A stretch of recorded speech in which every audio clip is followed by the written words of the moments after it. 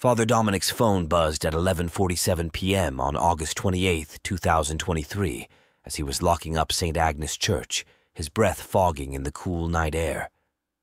He paused, glancing at the screen. An unknown number again.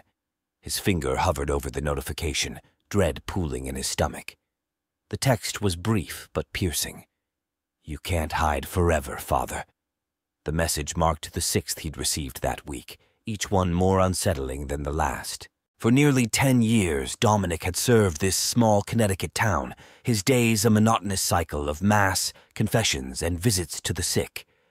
The townsfolk saw him as a pillar of stability, Father Dominic, the compassionate and unflinching shepherd of his flock. But beneath the surface, he wrestled with secrets that could shatter the serene image he had carefully cultivated. It was 3 months ago, on May 15th, 2023, that Michael unexpectedly returned. Dominic remembered that day with uncomfortable clarity.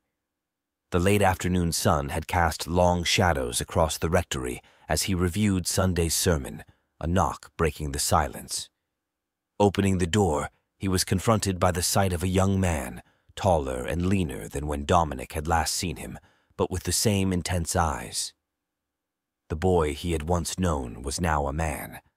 Michael was back, and with him, the past Dominic had desperately tried to forget. They had met years before, when Michael was just a troubled teen, rebelling against the world and seeking solace in the confessional booth. Dominic had been his confidant, the one who listened when no one else would. As time passed, their connection deepened, skirting the boundaries of propriety and faith. Michael had left town suddenly after his 18th birthday, disappearing into the chaos of the outside world. Dominic had tried to move on, to bury the emotions that had risen within him, telling himself it was all for the best. But now Michael was back, his return rekindling desires Dominic had vowed to suppress. The reunion was inevitable, a collision of old habits and new temptations. It began with casual meetings under the guise of counseling, but soon evolved into something more, a relationship both knew could never see the light of day. The fear of discovery only heightened the intensity, driving Dominic further into the shadows of his own guilt.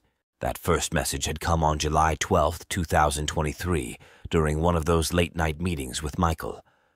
They were in Dominic's office, the heavy scent of incense lingering in the air, when his phone buzzed. He ignored it at first, lost in the moment. But the message persisted, the sender insistent. When he finally checked, the words sent a chill down his spine. "I know what you're doing." The following day, Dominic had tried to dismiss it as a prank, but the messages didn't stop.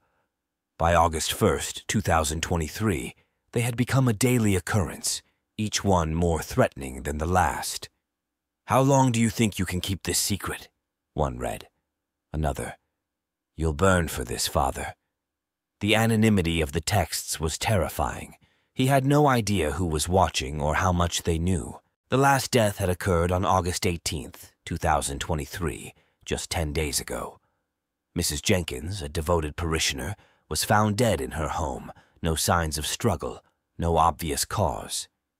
Daniel, Dominic's stepbrother and the town's lead detective, was baffled. The cause of death remained a mystery, fueling rumors of something sinister lurking beneath the town's peaceful veneer. Dominic knew he should tell Daniel about the messages, but fear held him back. How could he explain his connection to Michael without unraveling the tangled web of lies he had spun? He could already picture the look of betrayal in Daniel's eyes, the condemnation. No, it was better to handle this himself. As he stood in the church's doorway, the darkness pressing in around him, Dominic felt a growing sense of dread. The next message arrived just as he stepped inside his car. "Tick-tock, Father. Time's running out." He gripped the steering wheel, his heart pounding in his chest. Dominic knew that whoever was sending these messages was close, too close, and they weren't going to stop until everything came crashing down. The clock on the dashboard blinked 12:01 a.m. It was now August 29th, 2023. Father Dominic realized that time was no longer on his side. Father Dominic's heart raced as he reviewed the latest telegram message at 7:45 p.m. on August 29th, 2023. The ominous text had appeared on his phone just as he finished evening prayers. What will Daniel think when he finds out? Dominic's mind churned with fear. The anonymous sender knew too much, his secrets, his relationship with Michael, and now the most terrifying prospect of all. His stepbrother, Detective Daniel Monroe, was at risk of being drawn into this dark web of lies and deceit.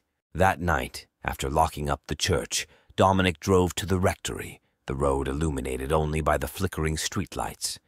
The small town of St. Agnes seemed eerily quiet, the usual hum of life subdued, as if the town itself sensed the darkness encroaching.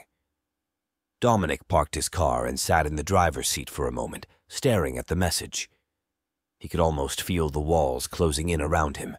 By the time he stepped inside the rectory, it was 8:03 p.m. The heavy oak door creaked shut behind him, the sound echoing through the empty halls. Dominic tried to steady his breathing, but the anxiety gnawed at him relentlessly.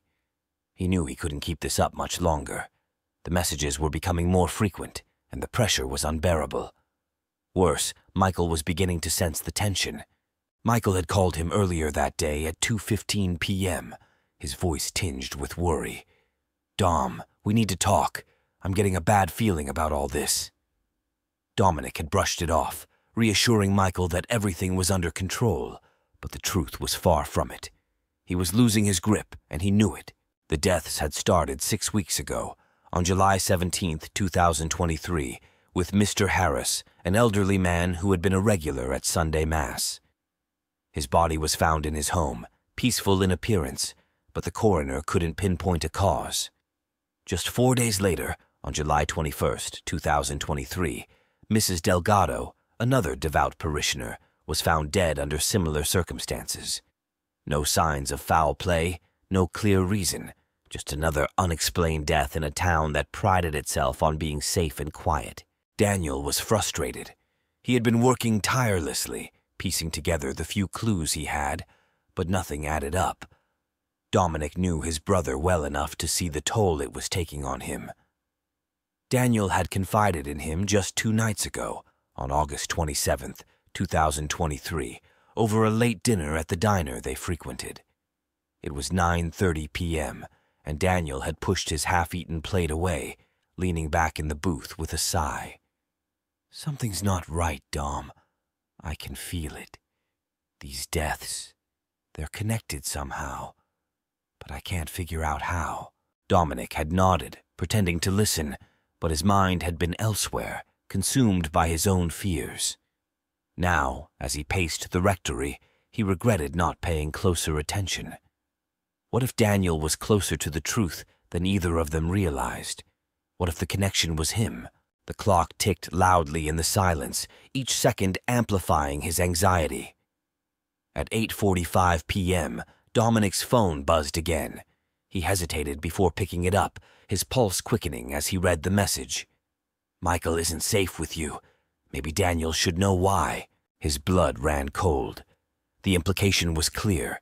Whoever was sending these messages knew about Michael's past, about the troubled history that had brought him back to St. Agnes. They knew things that Dominic had only learned himself on August 10th, 2023, when Michael had finally opened up about his time away. The confession had come in a flurry of words, a desperate outpouring of guilt. He had been involved in something dangerous, something that had driven him back to the one place he thought he could hide. But now it seemed that danger had followed him, and Dominic was caught in the middle. Desperation clawed at Dominic's insides. He needed to protect Michael, but how? If he told Daniel, everything would come crashing down. Their relationship, his reputation, his life's work. But if he stayed silent, the messages would continue, each one tightening the noose around his neck. Dominic glanced at the cross hanging on the wall, seeking comfort, but finding none. By 9:10 p.m., Dominic was seated at his desk, staring at a blank piece of paper. He knew he had to do something, but every option seemed fraught with peril. His phone buzzed again, and this time he didn't hesitate. The message was short, a final taunt that made his decision for him. "Tick-tock, father. Confess or I will." Dominic clenched his fists, the weight of the situation finally crashing down on him. The next steps were clear. He had to confront Michael. He had to figure out who was behind the messages, and he had to do it before everything fell apart. He grabbed his keys, the sound of the clock echoing in his ears as he headed out the door. It was 9:15 p.m. on August 29th, 2023, and Dominic knew that time was running out. Father Dominic arrived at Michael's apartment at 9:32 p.m. on August 29th, 2023. The night was unusually still, as if the world was holding its breath. Dominic hesitated at the door, the weight of his decisions pressing heavily on him. He knew this confrontation was inevitable, but the fear of what might unfold kept him rooted to the spot. With a deep breath, he knocked, the sound echoing through the dimly lit hallway. Michael answered almost immediately, his face pale and drawn. He had been expecting Dominic, though the tension in his eyes betrayed that he knew something was wrong. "Dom," he said quietly, stepping aside to let him in. The apartment was small, sparsely furnished, with the remnants of a half-eaten dinner still on the coffee table. Dominic noticed the time on the wall clock, 9:34 p.m., as if the hour itself marked the point of no return. Without preamble, Dominic pulled out his phone and handed it to Michael, the latest telegram message still displayed on the screen. Michael's eyes widened as he read it, his hands beginning to shake. "Dom, I didn't mean for this to happen," he whispered, sinking into the couch. Dominic sat across from him, his gaze unwavering. "What are you talking about, Michael? What didn't you mean to happen?" Michael looked up, his eyes filled with guilt. "I tried to escape it, but it's catching up to me. I thought if I came back here, I could leave it all behind, but I was wrong." "What did you leave behind?" Dominic pressed, though he wasn't sure he wanted to know the answer. The weight of Michael's confession from earlier that month, on August 10th, 2023, hung between them.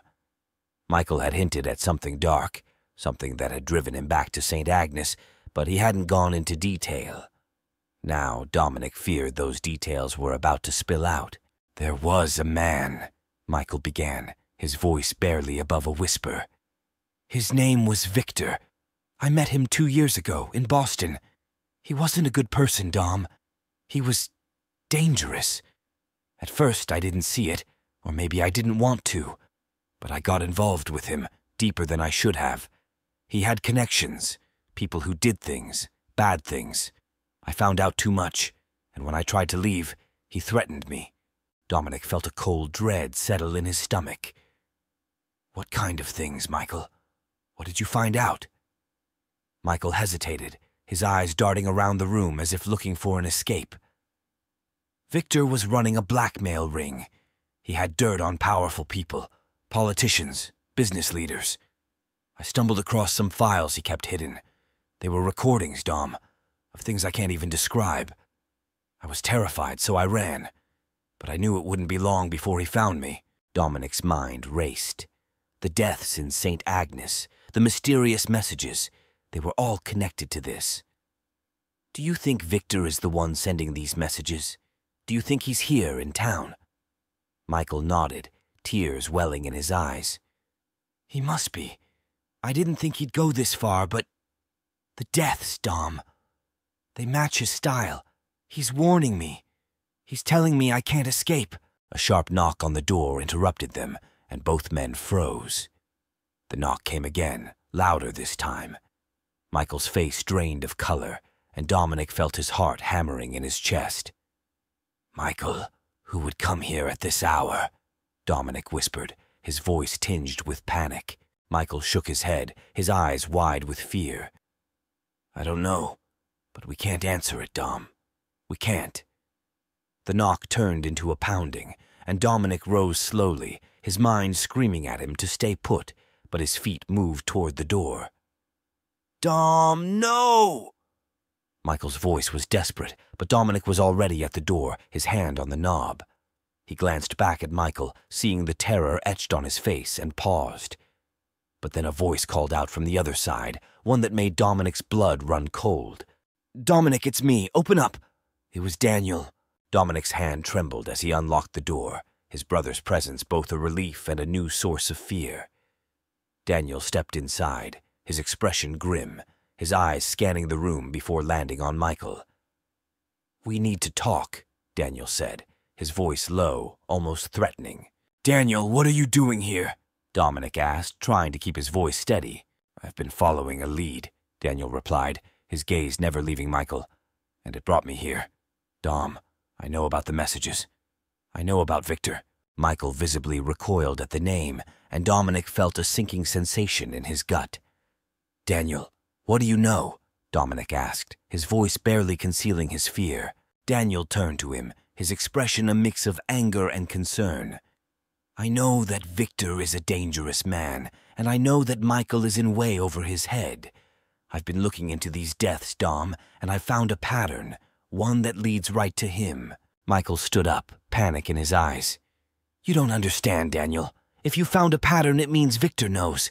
He knows we're onto him." Daniel took a step closer to Michael, his voice cold. "I know more than just a pattern, Michael. I know that you were involved with Victor in Boston. I know about the blackmail. And I know that Victor isn't just targeting you.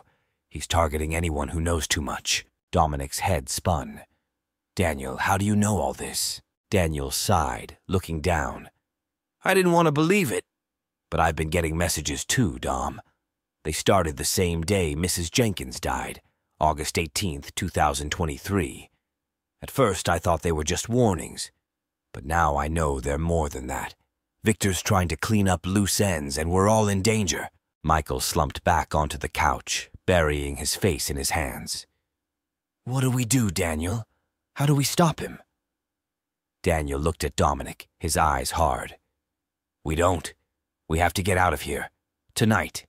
If we stay, we're as good as dead." The weight of Daniel's words hung in the air. Dominic knew he was right. They had to leave. But as the clock on the wall struck 10:01 p.m., a new message appeared on Dominic's phone.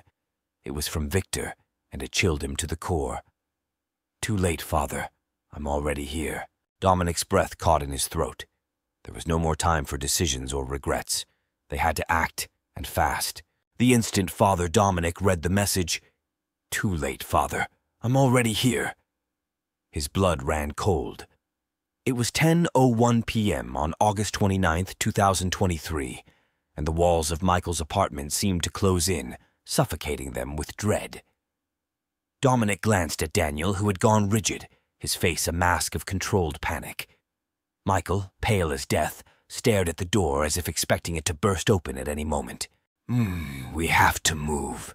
Now," Daniel said, his voice cutting through the tension like a knife. He grabbed Michael's arm and pulled him to his feet. Dominic followed suit, his mind racing as he tried to process what was happening.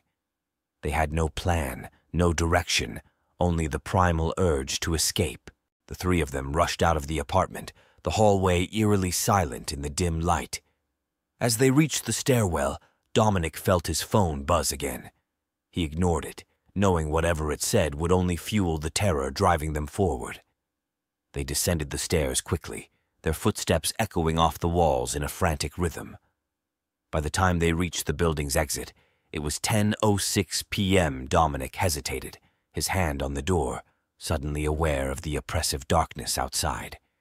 He could feel Victor's presence, like a shadow lurking just beyond the threshold. "Dominic, come on!" Daniel's voice snapped him out of his paralysis. Dominic pushed the door open, and they spilled into the night. The parking lot was deserted, the only sound the distant hum of traffic on the highway. Dominic's car was parked a few feet away, and they sprinted toward it, the urgency of the moment erasing all thought of caution.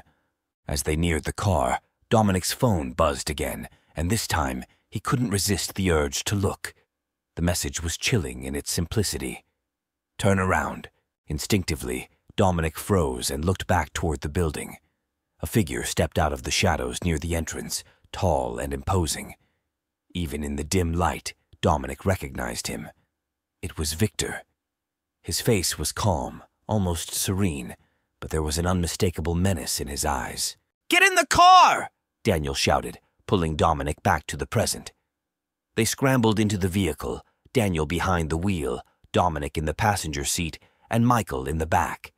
The engine roared to life at 10:09 p.m., and Daniel slammed the gas pedal to the floor, the tires screeching as they sped out of the parking lot. As they drove, the tension in the car was palpable, the silence heavy with unspoken fear.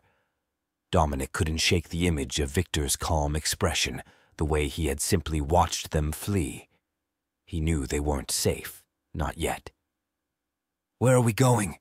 Dominic asked, his voice tight with anxiety. Daniel's eyes flicked to the rearview mirror, then back to the road. "We need to get out of town. If we can make it to the interstate, we have a chance. We'll head north. He won't expect that." Michael leaned forward, his voice trembling. "What if he follows us? He knew where I was before. He'll know where we're going." Daniel didn't respond immediately, his focus entirely on the road ahead.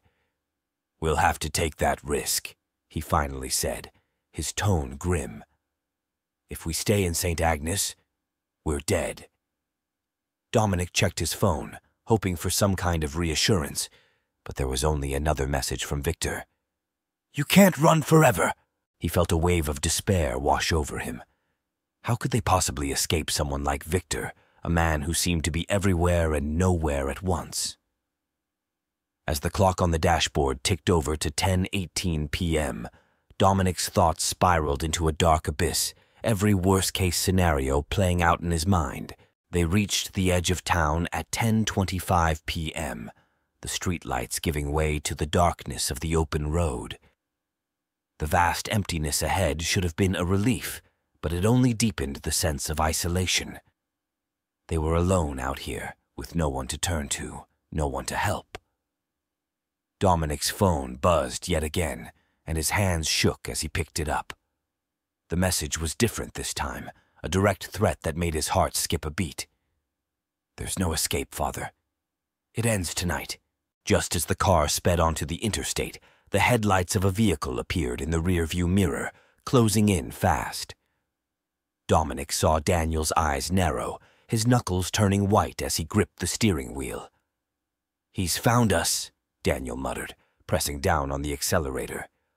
The car surged forward, but the vehicle behind them matched their speed effortlessly. It was a black SUV, its windows tinted, giving no indication of the driver inside. But Dominic knew who it was. There was no doubt in his mind. By 10:32 p.m., the SUV was tailing them closely, the tension in the car escalating with every passing second. Dominic's thoughts raced, searching for a way out, but nothing seemed possible. They were trapped on the interstate, with nowhere to turn, nowhere to hide. The SUV pulled up alongside them, and Dominic caught a glimpse of the driver, Victor, his expression cold and determined. Then, in a terrifying moment of realization, Dominic saw the glint of metal in Victor's hand. "Daniel, he's got a gun!" Dominic shouted, panic flooding his voice. But it was too late. At 10:34 p.m., Victor fired. The sound of shattering glass filled the car, followed by Michael's scream. Dominic whipped around to see Michael clutching his shoulder, blood seeping through his fingers. Daniel swerved violently, trying to keep control of the car, but the damage was done. Victor's SUV rammed them from the side, sending their car skidding off the road.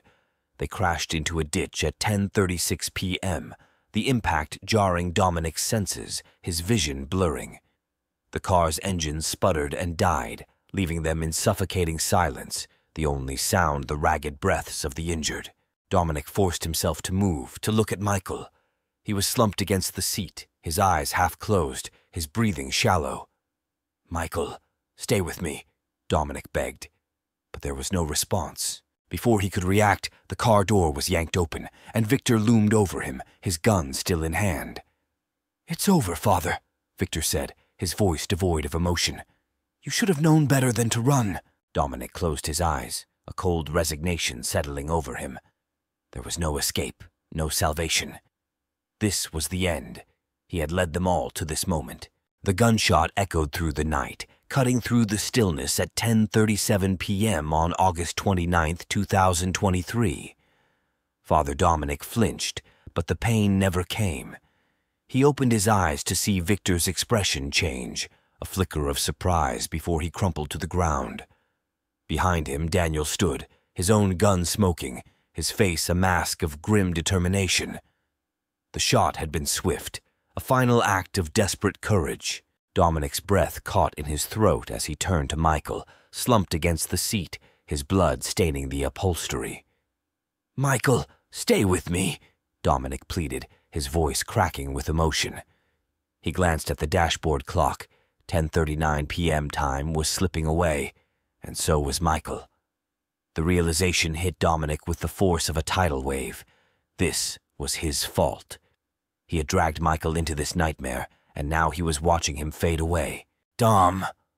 Michael's voice was barely a whisper, his eyes fluttering as he fought to stay conscious. "I'm sorry. I didn't mean for any of this." "No, Michael," Dominic interrupted, his voice thick with guilt. "This isn't your fault. I should have protected you. I should have—" His words faltered as tears welled up, blurring his vision. He had failed, not just as a priest, but as the man who should have kept Michael safe from the very beginning. Daniel moved quickly, his training taking over as he applied pressure to Michael's wound.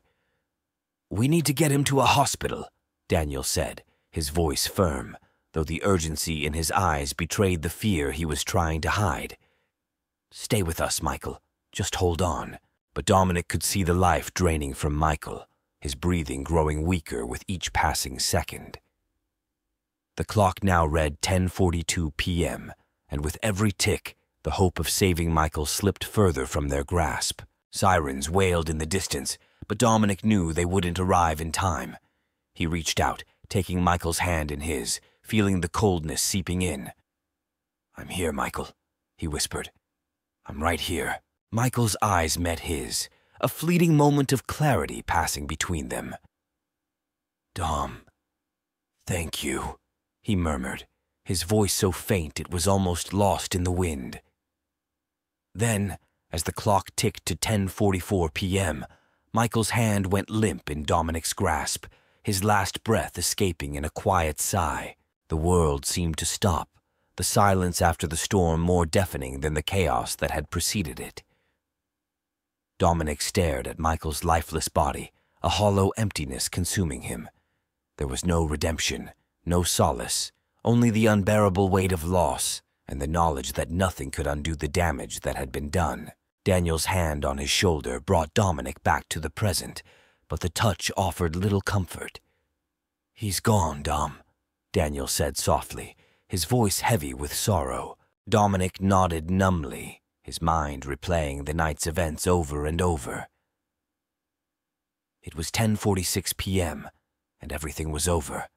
All that remained was the wreckage of their lives, of their souls, and of the love that could never truly survive in the shadows where it was forced to hide.